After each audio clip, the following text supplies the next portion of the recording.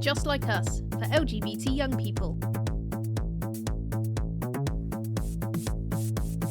Hello, Sarah. Happy February. Hey, James.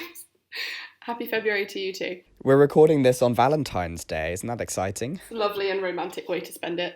Love is in the air. Not for me. I'm single. Anyway, what have you been up to since we last caught up? God, what have I always forget everything I've done in the month when you ask that. Yeah. I've just generally been living in Berlin, been chilling, been getting used to the fact You've really been out here. It's really happening. What about you? Also, not much.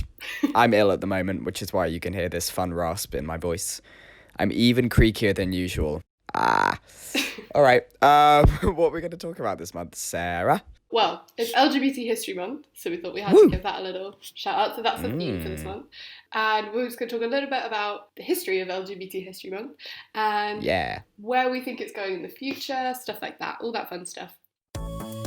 You're listening to Just Like Us, the monthly show for LGBT young people. Starting at the start, LGBT History Month is actually, we were both saying we thought it was older than it is. Yeah, it feels like it. Maybe it's just because of the word history. It swindled us. It only started in February 2005. Can you believe? I actually never even connected the fact that it was a reaction to the abolition of Section 28 in 2003. That makes so much more sense in my head as to why we have it. But I guess we're kind of lucky in the sense that we've, in some ways, grown up with it. Yeah. But yeah, the overall aim of LGBT History Month is to promote equality and diversity for the benefit of the public. And it's actually was started as a Schools Out UK project, so it's mostly focused in schools. We've got a little note here, weirdly. I didn't know that Scotland repealed Section 28 3 years before the rest of the UK. Yeah, go Scotland. Wild. Yeah, and it's actually, so that means it's actually 20 years, this year's event is actually 20 years since the repeal of Section 28. Yeah. In Scotland, which is cool. Let's be more like Scotland. So yeah, because it's 20 years since the repeal of Section 28 in Scotland for LGBT History Month, their theme is what have we learned? Which I think is a great point to take stock and also look at the issues that we want to solve in the future and stuff like that. But also to celebrate LGBT History Month, which is very exciting, JOU has launched a social media campaign, and I've been seeing it. They've been tweeting a different LGBT plus role model every day. Yeah, and there's been a really good range. There's been from the more niche or people that I didn't know, like Anne Lister, who's apparently known as the first modern lesbian, she was a writer and a landowner. And then there's Alan Turing, and then there's more modern day icons like Monroe Bergdorf, Janelle Monáe, and Yeah, Janelle Monáe came out as non-binary very recently. Yeah, is that exciting. I think that's since our last podcast. Yeah, it is cool. Yeah. And you can follow Just Like Us on Twitter at Just Like Us UK if you want to see that campaign. We also thought this would be a good time to talk about some of our role models in terms of the LGBT community and, just people who have inspired us, I think. When I saw that we were going to talk about this, one of the first people that came to my mind, which will be no shock to James, is Mary Oliver, actually. She is she's been a big theme for me recently. Because somebody bought you a great book of Mary Oliver poetry for your birthday. Yeah, so I actually kept just seeing Mary Oliver quotes around and being like, why does everything she write hit me in such a different way? And then I went on her Wikipedia page into the personal life section, and it turned out that she's a lesbian, so that makes a lot more sense. And she's just a really great poet who I think she's fantastic anyway, but also in terms of exploring love between women, I think some of her poems are just very tender in a great way and in a way that you don't normally see for lesbians, where everything can be very sexualized and put in a certain light. James, I've given you some time to think of your own one. Who's your LGBT? I didn't need to spend much time thinking about it because I know who I'm gonna say. It's me, isn't it? Sure. No, it's not. You're more of an LGBT enemy of mine than an icon.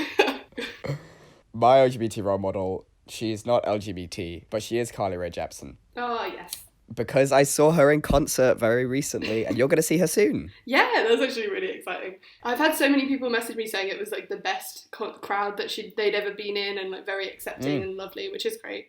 No, genuinely, I remember I went at one point to get some water from the back of the venue, and the proportion of gay men there was higher than any gay club I've been to, genuinely.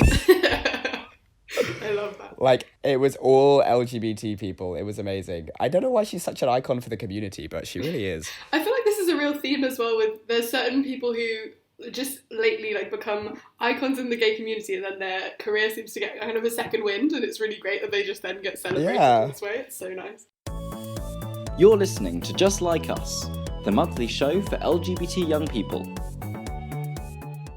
So we also thought we'd talk a little bit about the future of the LGBT plus community, because even though this is a great time to take stock and look at our past, I think it's important, especially when we're talking to young people, to look at where it's going, because I think it's easy. I remember hearing a lot when I was younger about Stonewall and stuff like that, which felt very relevant to me, but also there was some distance there, you know? I don't know, I was like, oh wow, this year, that was so long ago. Yeah, I was just going to say, it's an interesting debate that the LGBT community is always having about like finding the right pathway between sort of like assimilation, to use a fancy word, versus like carving out sort of our own spaces. Yeah. We've talked a little bit about this before, like sort of an expectation of LGBT people to be queer while sort of being quote unquote respectably queer. Yeah.